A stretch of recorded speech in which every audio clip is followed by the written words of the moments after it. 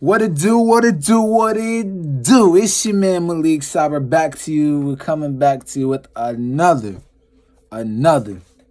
video. And this video explains why I'm wearing a hat that says B-A-D, bad, as in bad boy, as in Biggie Smalls and Puff Daddy Sean Combs, bad boy. And guess who we going? We're not going against another label. We're going to do Tupac versus Biggie.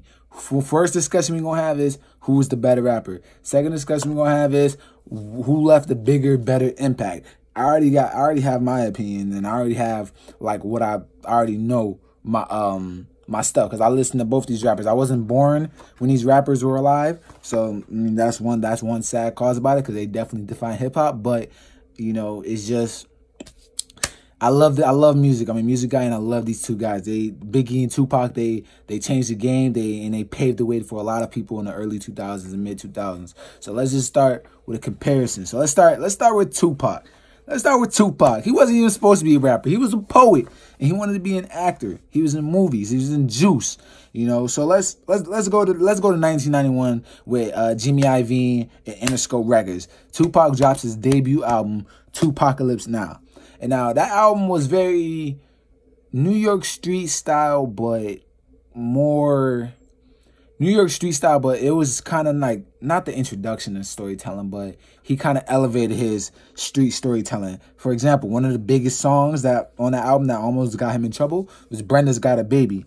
Like the beat, perfect slow jam street. His lyrics, Tupac was Tupac was spreading a message about the inner city community of black people that people didn't know about, what people didn't want to write about, or it's just a small section that the government don't care about. So Tupac definitely caught the eyes.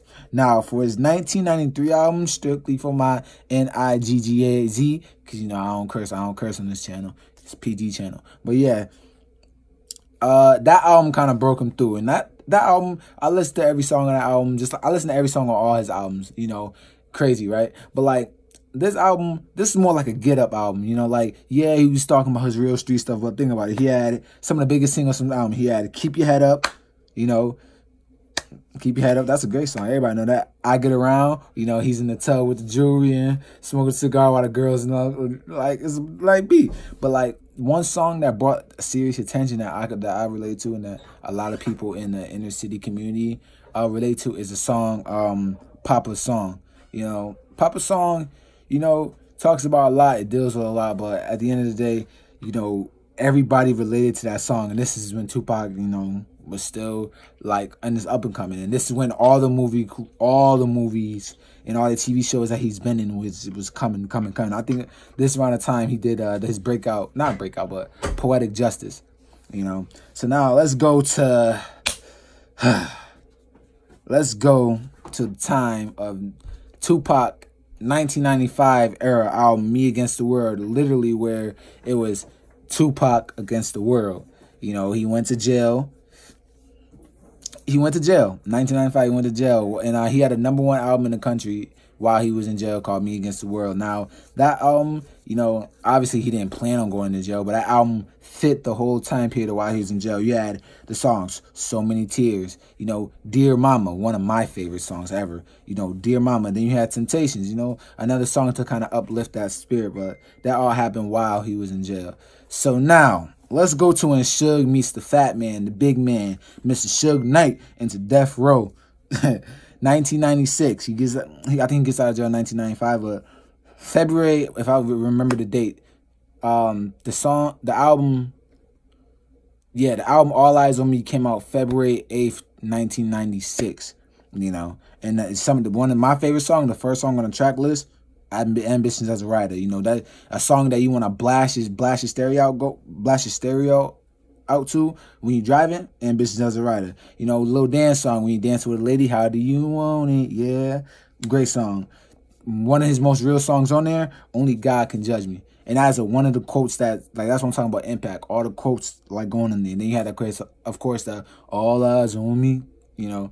So, as a rapper and lyricist, Tupac can get lyrical, but Tupac is more of a message. You know, he's not like an Eminem or a Twista where he's you know, he's more of a real gangster, you know, gangster rapper, even though he wasn't born a gangster. He was a gangster rapper, you know. And like, this is why I'm wearing Bad Boy label, you know what I mean? So now let's go to Biggie. You know, Biggie, born in New York and stayed in New York, you know. So Biggie, in 1994, his album Ready to Die, that album broke records, top of the charts. One of the songs on there, Suicidal Thoughts, you know, like people, especially inner city kids, you know, in that era, 1994, in the inner city, like where's Biggie from? Brooklyn, you know, Suicidal Thoughts. That's a nice, not a nice song, but a little dark song that you just chill with, you know. Big Papa, I love it when you call me Big, you know, especially that beat. It's a nice, like, not G-funk, but a little funky beat, you know. Juicy, you know, of course, everybody love Juicy. When I be at the parties, people love Juicy and all that. Now what song we got? Give Me the Loot, like a little stick-up song. You know, it don't matter, you know. But, and let's go to around this time, around the 1994, 1995 period, we have a legendary freestyle where Tupac and Biggie met up, I think at the club or one of the Biggie shows, and Tupac and Biggie start rapping freestyle. And this is, go look it up on YouTube, you know, I might put the link down there. That whole thing went hard. Like, that thing went, like, their numbers went crazy. Like, so let's go to, and then the song, while Tupac is in jail, this is why people claim Tupac and Biggie had beef. You know, the song Who Shot You came out while Tupac is in jail. And then you had, like, because basically, I think it was Quad Studios, Tupac, this was the first time Tupac got shot. People jacked him for his chain under Biggie's floor, and Biggie came out with the song Who Shot You, and he thought it was up to Tupac. You know, Biggie says he already made this song months before, but, like, you know, that's something that we'll never know. So now the song Life After Death, you know, 1997, in the year Biggie passed away in 1997, you know. So so now let's go to, you know, Hypnotize, arguably his most, not his best song lyrically or best song message-wise, but it's just his most known song, Hypnotize. You know, that's his most song, Hypnotize. More money, more problems. Great catchphrase, relatable, great song. And I am leaving one Tupac album off, but that's because he wasn't Tupac. He was Machiavelli. And only song on there that really told the story, in my opinion, was Hail Mary, you know? And because think about it, Tupac said, I'm not a killer, but don't push me.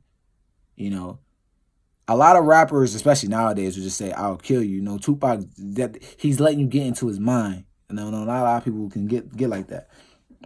So now let's come up to the debate. Tupac versus Biggie, who's the better rapper?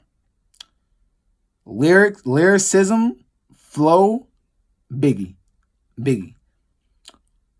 But Biggie can't rap like Tupac. Tupac can rap like Biggie.